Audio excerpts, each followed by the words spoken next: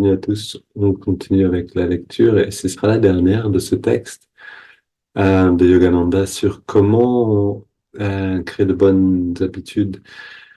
Euh, je précise pour ceux qui nous trouvent sur YouTube, qui écoutent cette vidéo, qui sont intéressés par les enseignements de Yogananda, que, que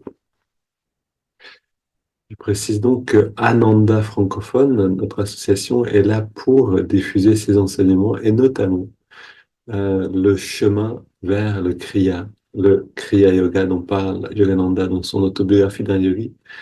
N'hésitez pas si vous êtes intéressé à nous contacter pour ce chemin-là. Donc, il y a un cours que l'on donne en ligne.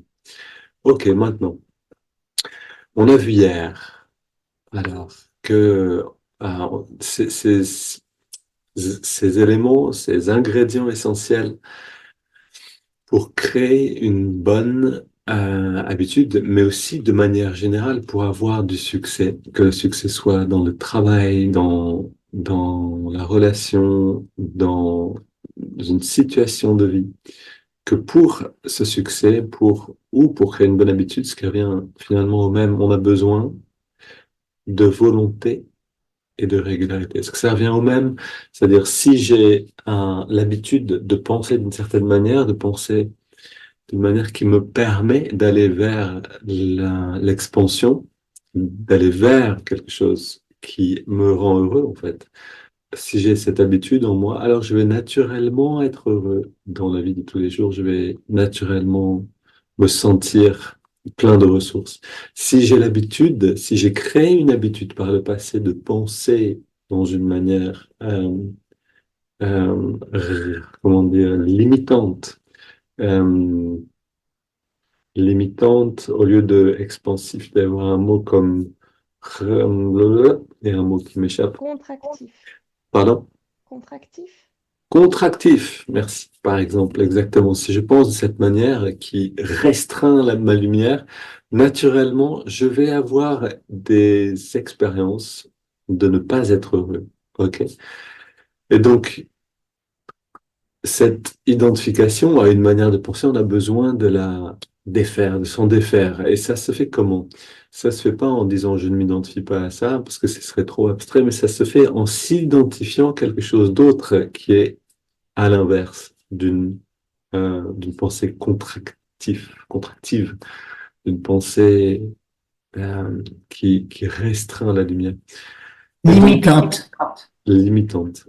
Euh, Merci, ouais. Et donc, on a besoin de volonté, on a besoin de force de volonté. En fait, il n'y a pas d'autre moyen, c'est ce que Yogananda nous répète encore et encore, c'est-à-dire si vous sentez de la flemme, de la paresse, une dépression, etc., réveillez-vous, levez-vous, marchez sur place, courez, trempez-vous dans de l'eau froide, ça c'est moi qui l'ajoute, mais il l'a fait lui aussi d'ailleurs, et faites quelque chose qui fait circuler l'énergie à l'intérieur.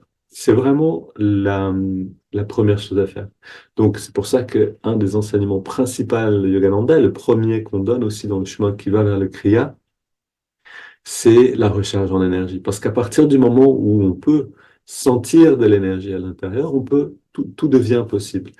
Tant qu'on reste dans une stagnation d'énergie, rien ne va venir. Donc, on a besoin d'abord de mettre l'énergie en chemin à l'intérieur de nous-mêmes, OK?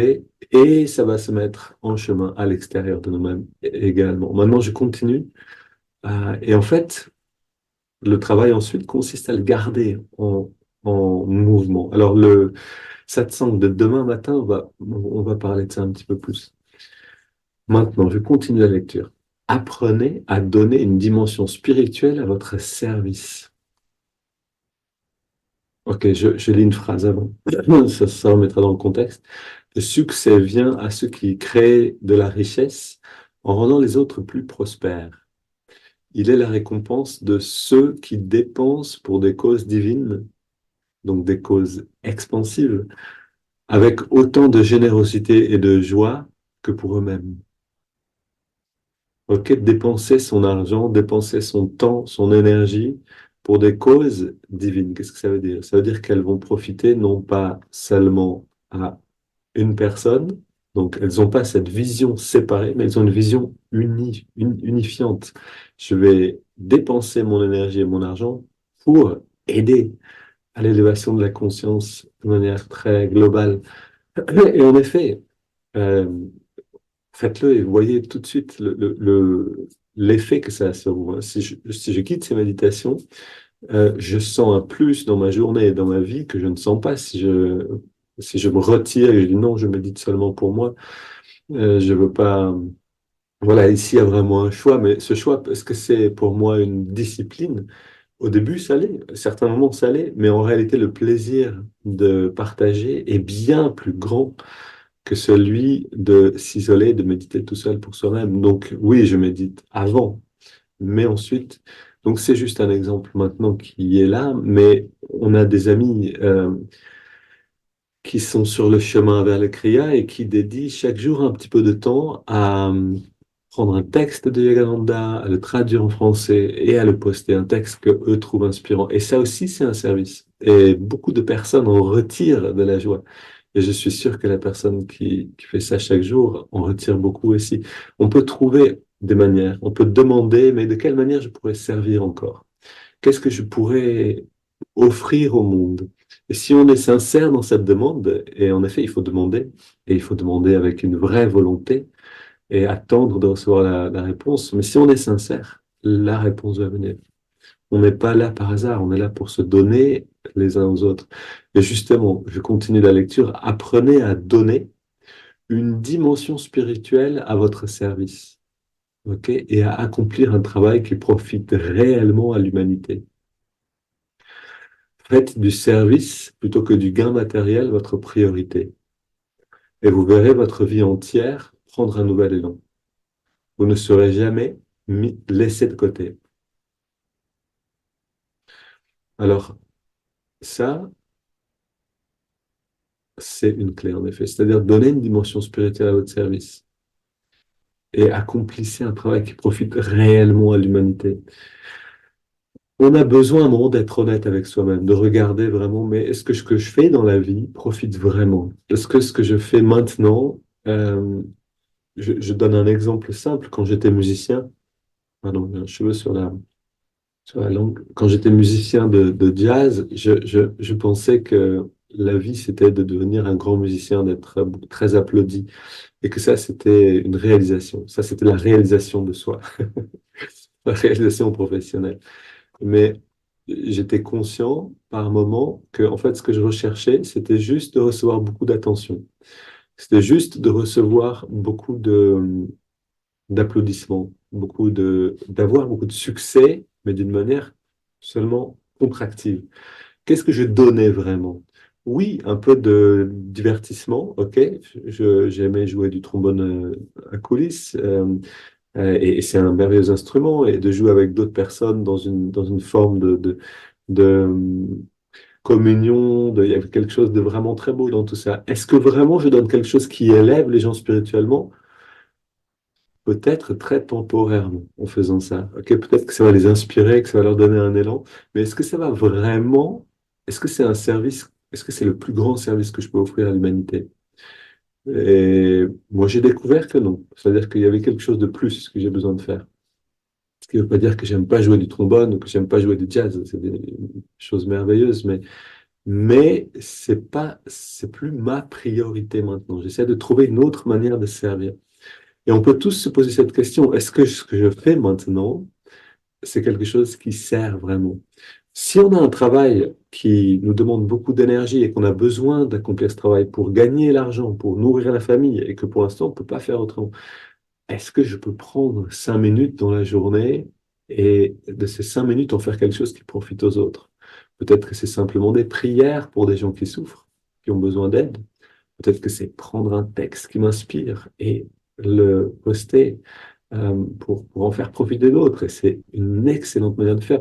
Peut-être qu'il y a des manières comme ça que je peux trouver qui vont profiter réellement spirituellement euh, aux autres. Je lis encore un petit peu. La plupart des gens peinent à équilibrer une vie matérielle et une vie spirituelle. Rappelez-vous que l'homme spirituel a besoin de moyens matériels. tout comme l'homme matériel ne peut trouver le bonheur sans Dieu. Ce qui veut dire sans une vie spirituelle expansive. Si Dieu, le mot Dieu ne vous plaît pas, simplement sans le grandir de la conscience. Le corps grandit. Ok, ça c'est pas Yogananda qui le dit, pardon. C'est moi qui ajoute. Le corps grandit naturellement. Ok, on n'a pas besoin de se concentrer pour. On mange, voilà, on s'occupe du corps. Tout se passe tout seul jusqu'à la mort. Il y a un processus de croissance. Mais par contre, pour l'esprit, non. C'est pas la même chose. OK? Et donc, l'homme matériel, notre réalité physique, ne sera épanouissante que si on s'occupe vraiment de cette expansion de la conscience. Si on s'en occupe pas du tout, ou vaguement, en fait, tant qu'on ne met pas ça au centre de notre vie, c'est-à-dire c'est vraiment pour ça qu'on est venu, tant qu'on ne met pas ça au moins un petit peu au centre de nos activités, on va sentir qu'il y a avant tout de la frustration, des désirs sans fin, etc. dans notre vie. Ok, je continue donc cet équilibre entre les deux, hein. Donc, travaillez en ayant conscience de votre lien avec le divin.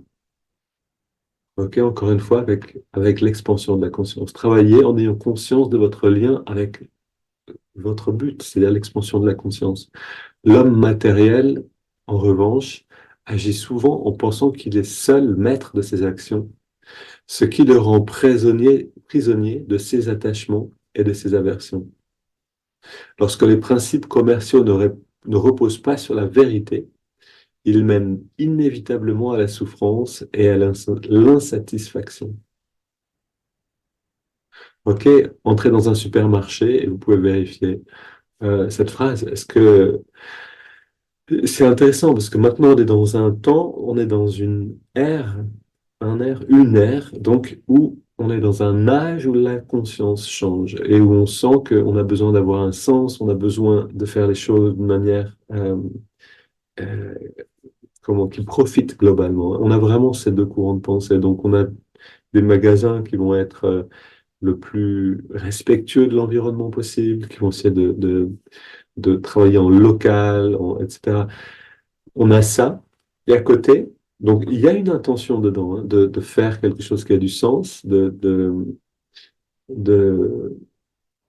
pas seulement vendre et de faire du chiffre, mais d'une manière qui, au moins, ne fasse pas de mal à l'environnement et éventuellement qui fasse même du bien.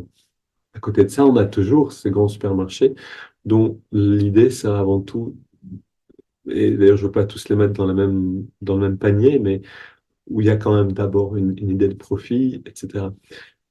Et on peut sentir, c'est-à-dire si on va dans un magasin qui est inspiré, ok, comme cette petite boulangerie dans notre village, je peux pas faire trop de pub pour elle, mais quand même, c'est une merveilleuse boulangerie. On entre dedans, on en ressort, on est dans la joie parce qu'il y a une vibration qui est belle dans cette boulangerie. Les gens qui sont là font ça parce que c'est pour donner quelque chose qu'ils le font. On le sent, on le sait, on en fait l'expérience. Maintenant, aller dans une boulangerie où les gens font ça vraiment seulement parce que ce sont les employés de celui qui et qu'eux, ils veulent simplement gagner l'argent et qu'on vend la chose de la qualité la moindre parce que c'est moins cher, vous en retirez pas la même chose. Et c'est la même chose dont on a besoin de regarder dans notre vie. C'est là où ça devient intéressant, pas seulement de regarder à l'extérieur, mais regarder dans notre vie. Ce que je suis en train de faire maintenant, est-ce que je donne le mieux de ce que je peux faire? Est-ce que en, en balayant, en enlevant les miettes sur la table de la cuisine, des choses très simples, est-ce que je fais ça à toute vitesse, hein, pour économiser l'énergie, le temps, et hop là, rapidement, en pensant à autre chose? Ou est-ce que je prends le temps de rentrer dans la perception du divin, dans le lien avec le divin, c'est-à-dire avec l'expansion de la conscience? Et là, tout devient une aventure.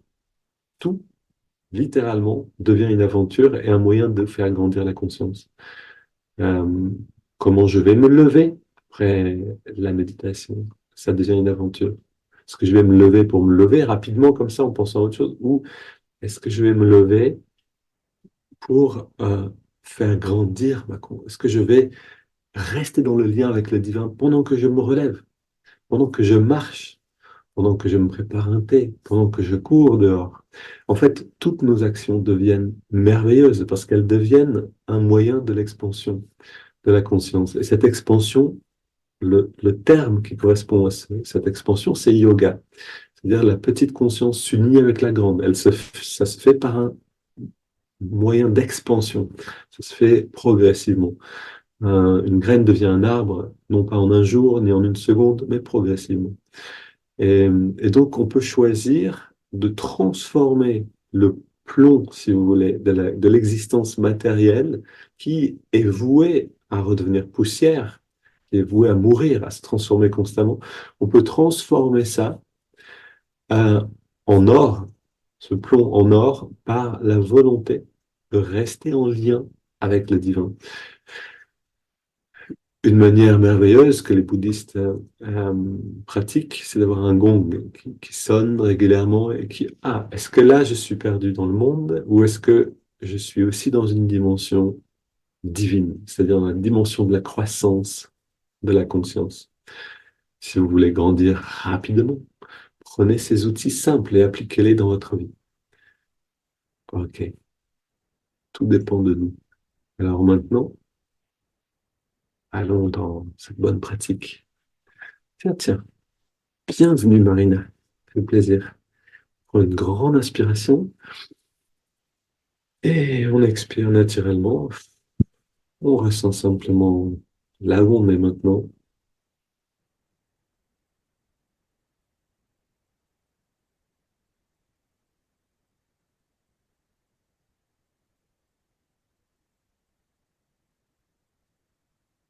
Ok.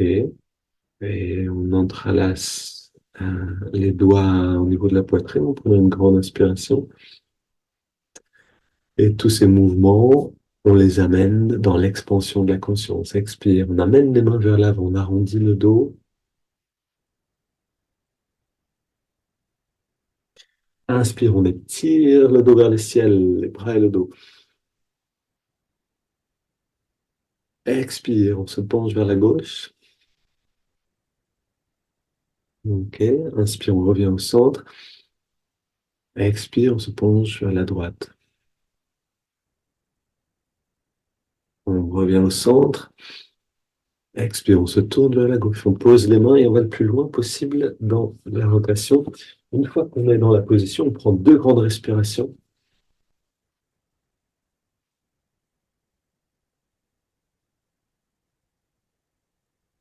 Et on revient au centre. On inspire, on étire les bras vers le ciel.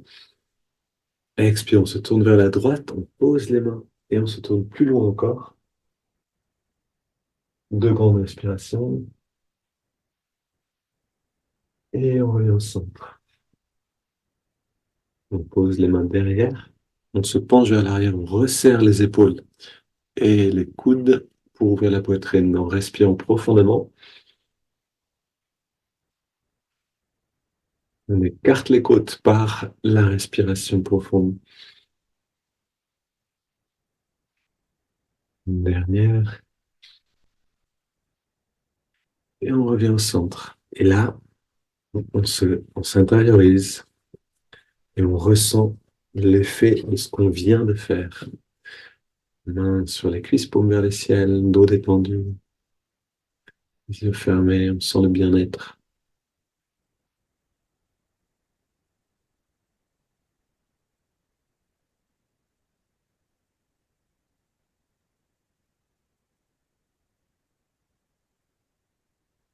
Et on prend une dizaine de respirations profondes. Alors avant de commencer, qu'est-ce que ça veut dire amener, donc ce qu'on vient de lire, vous l'appliquez dans ce qu'on est en train de faire. Ce qu'on est en train de faire, on peut le faire de manière mécanique en comptant jusqu'à 10. Ok, on a compté jusqu'à 10, on a terminé. Ou on peut le faire en faisant un travail spirituel. On peut garder l'attitude de l'expansion de la conscience alors qu'on est en train de respirer. Une manière simple donnée par Yogananda, que lui-même pratiquait assidûment, c'est de garder l'attention au niveau du lobe frontal. Parce qu'en faisant ça, on va amener de l'énergie ici et on va stimuler l'ouverture de cette grande conscience. Essayons une fois. On garde l'attention là-haut, le regard légèrement dressé, on respire 10 fois profondément.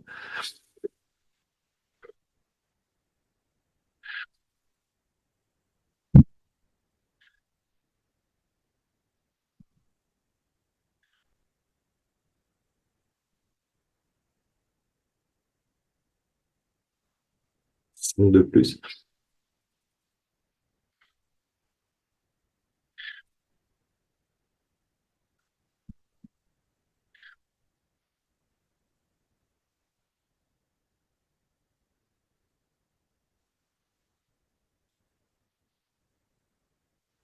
Ajoutons 5 respirations, on va jusqu'à 15.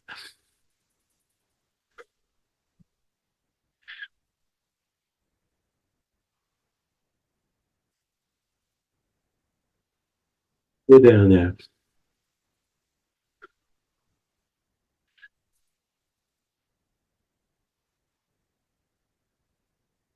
On inspire profondément, en gardant l'attention là-haut, dans l'œil spirituel. Et on garde l'air dedans. On retire le souffle et on détend bien tous les muscles. On les détend le plus possible. Ok, on laisse l'air sortir sans faire d'effort. Et on arrête de respirer un instant, tout en gardant l'attention là-haut. On explore toutes les sensations subtiles.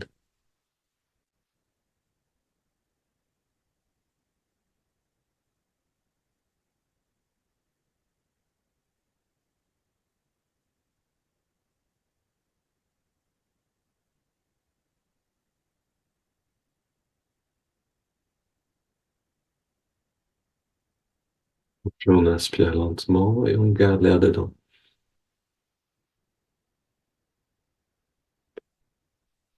Poumon plein, on rentre le ventre, contracte le périnée, on redresse le regard.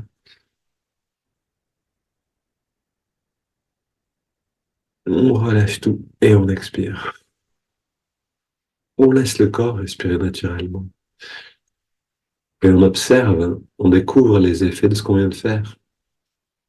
Non seulement on a respiré profondément 15 fois, mais en plus, on a gardé l'attention dans l'œil spirituel, dans le lobe frontal, pour stimuler l'expansion de la conscience, pour stimuler la, le réveil de l'intuition. Comment on se sent avec ça?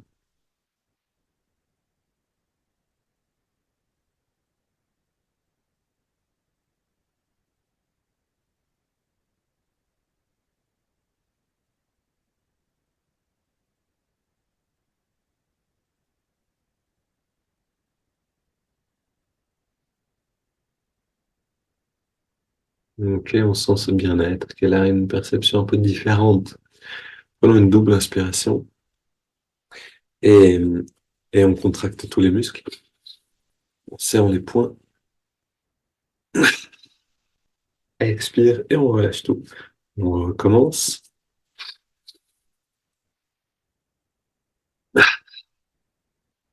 Une troisième et dernière.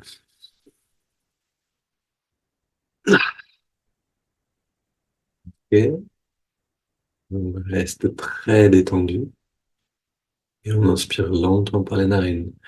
Donc on compte jusqu'à, je vais claquer les doigts, on compte jusqu'à 5 sur l'inspire. Et pendant ce temps, pendant l'inspire, on sent l'énergie qui remonte le long de la colonne. C'est parti.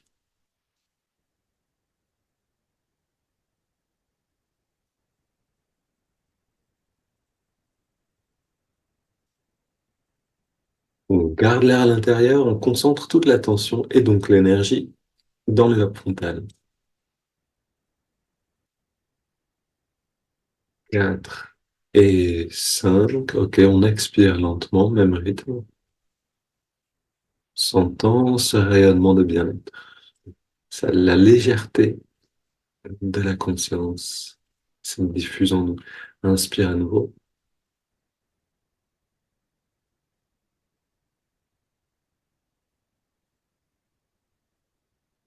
On garde l'air dedans.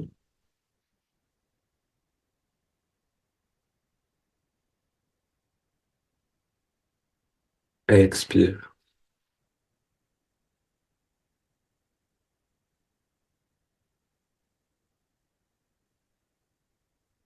On inspire.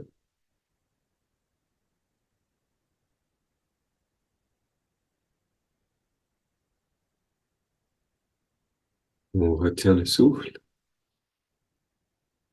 Vous rappelez qu'on peut garder la langue roulée vers l'arrière, ramener vers le haut, les yeux légèrement redressés. On expire,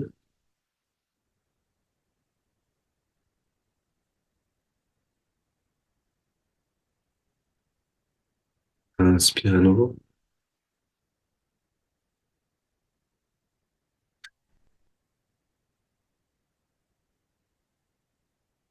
on garde,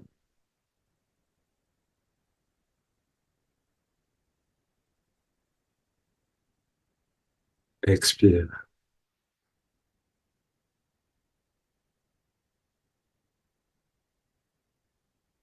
Dernier cycle, inspire,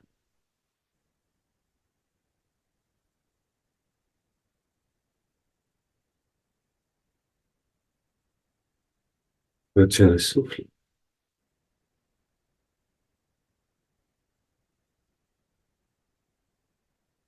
expire,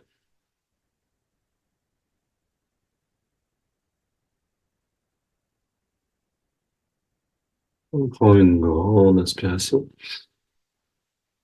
et on laisse l'air aller et venir, sans faire d'effort, sans contrôler. On laisse le corps respirer et on est simplement là.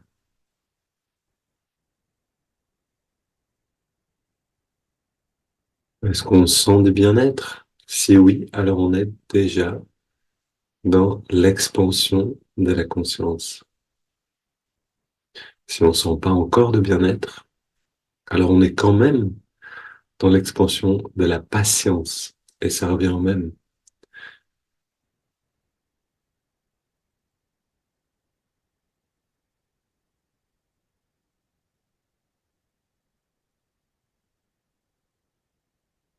L'expansion de la patience amène inévitablement à l'expansion de la conscience.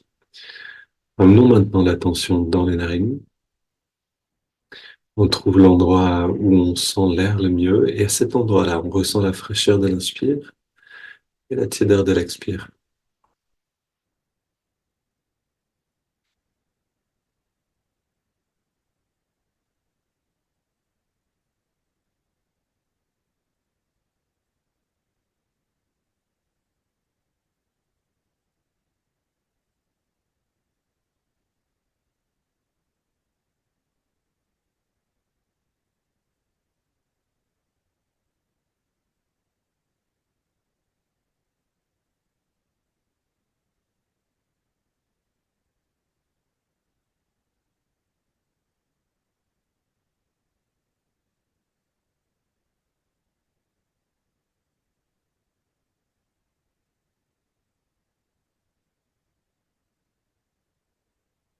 Ok, maintenant, on transforme cette simple sensation en une expérience divine.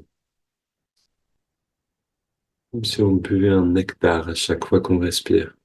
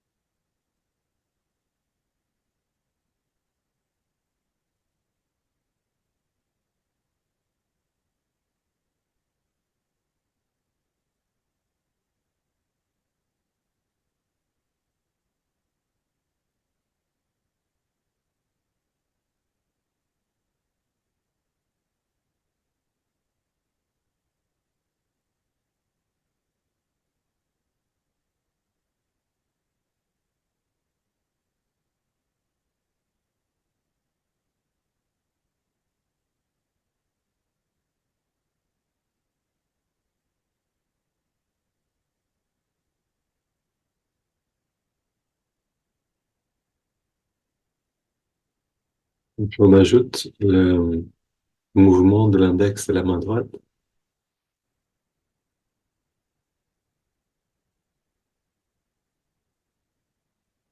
À chaque inspiration naturelle, l'index revient un tout petit peu vers la main. À chaque expiration naturelle, on relâche complètement l'index, mais surtout on relâche toute tension musculaire, toute tension corporelle.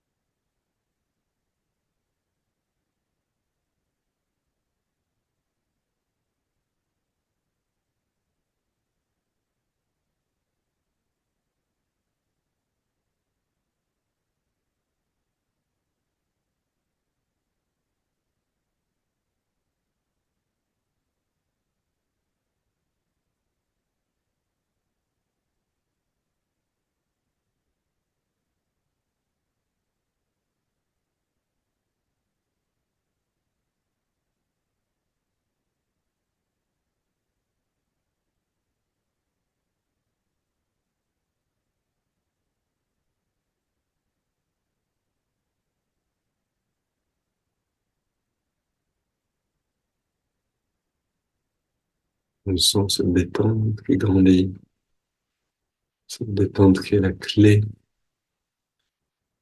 pour entrer en nous-mêmes.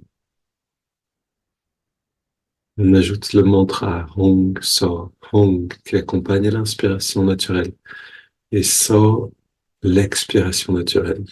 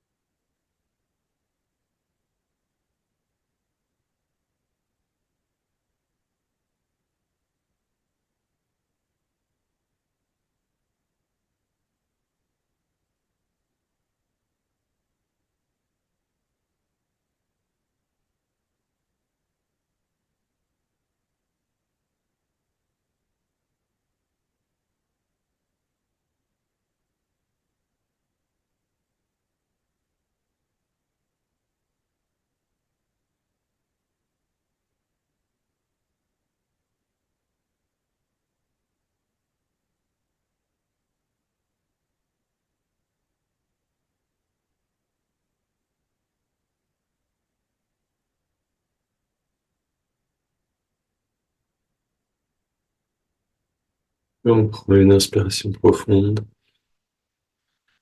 On expire en 3 fois, quelques instants Sans respirer, libre de la respiration.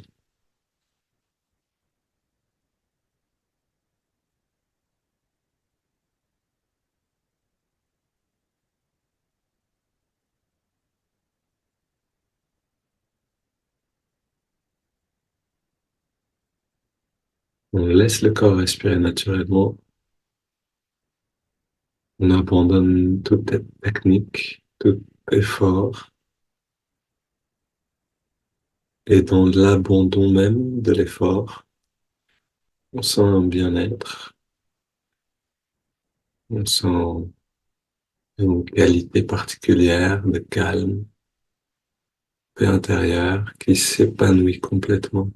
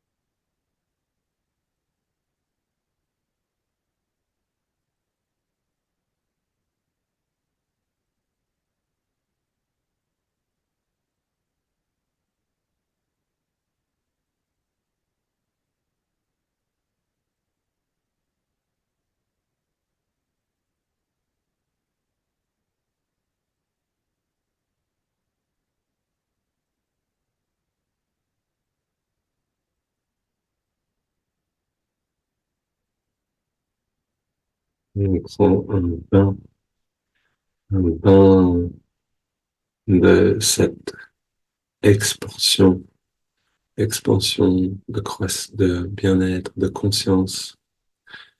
Et si on ne sent pas encore de bien-être, alors on prend un bain de patience. C'est le plus grand, c'est la plus grande preuve de notre sincérité, même quand on ne ressent pas encore le contact avec avec quelque chose de plus grand. Même dans ce cas-là, de rester fidèle, patient, déterminé.